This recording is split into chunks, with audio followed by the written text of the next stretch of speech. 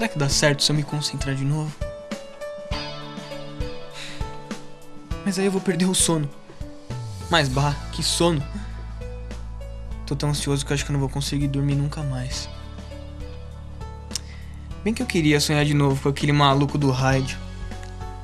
Foi divertido aprender com ele aquelas coisas sobre números complexos. Mas não tem receita pra sonhar o que a gente quer, né? Ou será que tem? E se eu der uma olhada no livro de matemática? Quer saber? Eu vou deitar e pronto.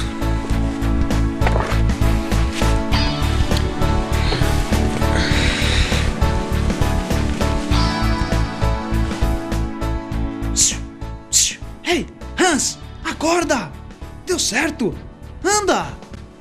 Rádio, é tu, Rai. Rádio, é tu. Só que com outra roupa, né? O que foi? Tu desistiu da meia barba? Eu não sei do que você tá falando, Hans. Meu nome é Morfeu. Eu tô no seu sonho porque você me chamou. Bate, tu não me engana, não. É tu sim, Rádio.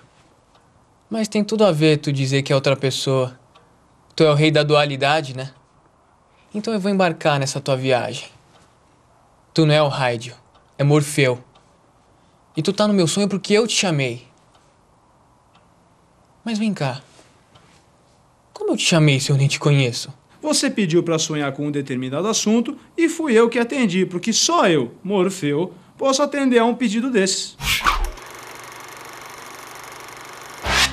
Morfeu é uma palavra grega que significa aquele que dá forma, que molda. Na mitologia grega, Morfeu é o deus dos sonhos. Além de moldar os sonhos das pessoas, Morfeu pode assumir qualquer forma humana e aparecer nos sonhos dos mortais como se fosse a pessoa amada. Seu pai é Hipnos, o deus do sono. Morfina é uma palavra derivada de Morfeu. É o nome dado a uma droga que causa efeitos parecidos com um sonho. Da mesma forma, a palavra hipnos deu origem à hipnose, um estado semelhante ao sono. Existem várias referências a Morfeu na cultura popular contemporânea, ou cultura pop, como se diz. Uma das mais conhecidas está no cinema, na figura de Morpheus, personagem do filme Matrix. Outra referência está nas histórias em quadrinhos, na série intitulada Sandman, que fez muito sucesso nas décadas de 80 e 90, inclusive aqui no Brasil. Bem, já que tu é o deus dos sonhos, preciso te agradecer por ter atendido o meu pedido. Vamos lá falar de números complexos, então? Podemos começar falando de Gauss, o matemático que inventou os números complexos. O que tu acha, hein? A bem da verdade, Hans, Gauss está longe de ser o começo dessa história. E ele não inventou os números complexos que, como você deve saber, são os que contêm os números reais e os imaginários.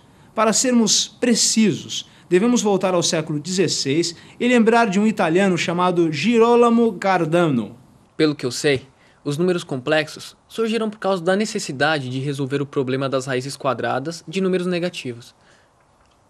Raiz quadrada de -1, por exemplo, que é um número imaginário, não tem resultado dentro do conjunto de números reais, porque nenhum número real multiplicado por ele mesmo dá como um resultado um número negativo. É isso mesmo? Foi por aí que esse tal de Cardano começou? Foi sim, Hans. Cardano era um sábio típico da Renascença italiana. Além de matemático, era médico, físico e astrólogo. Ele escreveu um livro muito importante, intitulado Ars Magna, que significa a grande arte. O título completo era A Grande Arte ou As Regras da Álgebra. É o primeiro livro que traz resoluções para as raízes de polinômios de terceiro e quarto graus. Entre outras coisas, Cardano discute o problema de achar dois números de modo que a soma seja 10 e o produto seja 40. Mas bate, isso é fácil. É só equacionar o problema. Até dormindo eu sei que isso vai dar uma equação quadrática. Olha só, dois números somados vão dar 10 como resultado.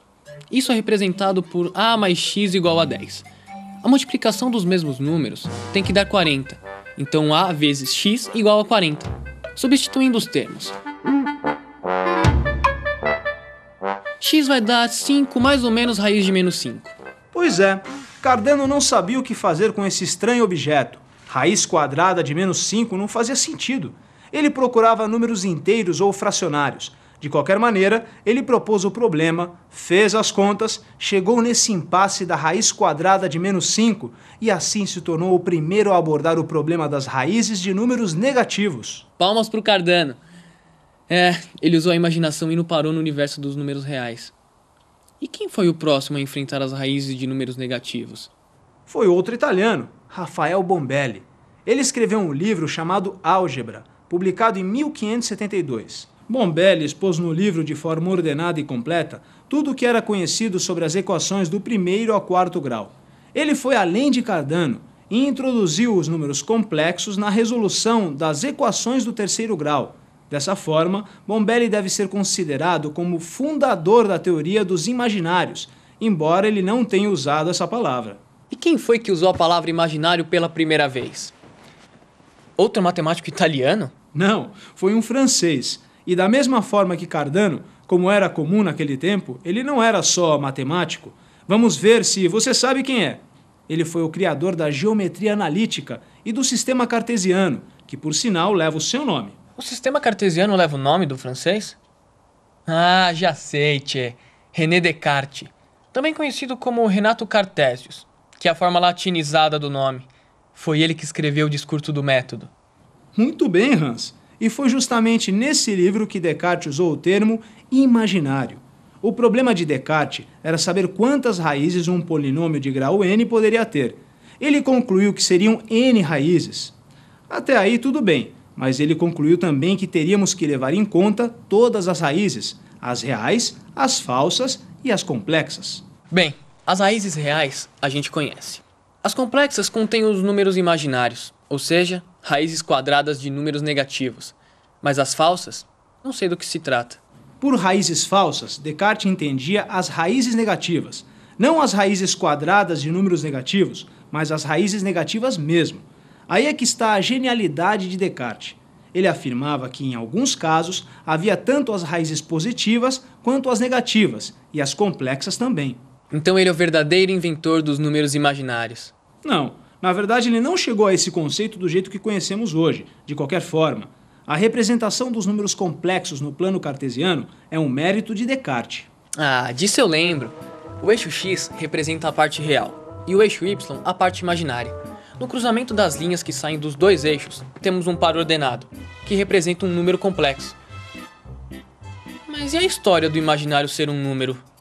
Ele achava que essa raiz imaginária era um número? Também não.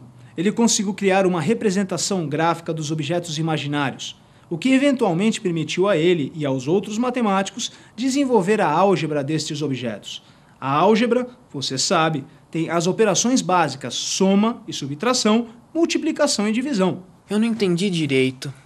Dá pra esmiuçar um pouquinho mais essa história? Realmente é uma história bem peculiar. Passa até por Newton, veja só. O grande cientista inglês achava que uma raiz quadrada de número negativo era algo absolutamente impossível. Foi um contemporâneo de Newton que deu o próximo passo para o melhor conhecimento desses objetos imaginários, o francês Abraham de Moivre. Foi ele que obteve a fórmula para calcular a potência n de um objeto imaginário. Cosseno de x mais raiz quadrada de menos 1 seno de x. O resultado dessa operação de potência é surpreendentemente simples. Cosseno de nx mais raiz quadrada de menos 1 seno de nx. Uma fórmula muito bonita. Pode ser bonita, Morfeu. Mas eu confesso que eu não entendi. Seu sonho tá virando um pesadelo, cara. Isso indica que está na hora de você acordar e ir para a aula de matemática, para ouvir a explicação do seu professor. Aliás, provavelmente muito mais clara que a minha. Que tal? Ai, acho uma boa ideia. Porque eu tô sentindo aquela sensação meio estranha de novo. Então é bom mesmo a gente encerrar por hoje. Quanto a mim, vou dar forma a mais sonhos por aí. Tá cheio de gente indo dormir agora lá no Alasca. E sou eu que tenho que fazer esse povo todo sonhar. Já vou indo, Hans. Boa aula pra você, guri. Ai. Acordei com uma vontade louca de assistir aula de matemática. Lá vou eu. Tchau, pessoal.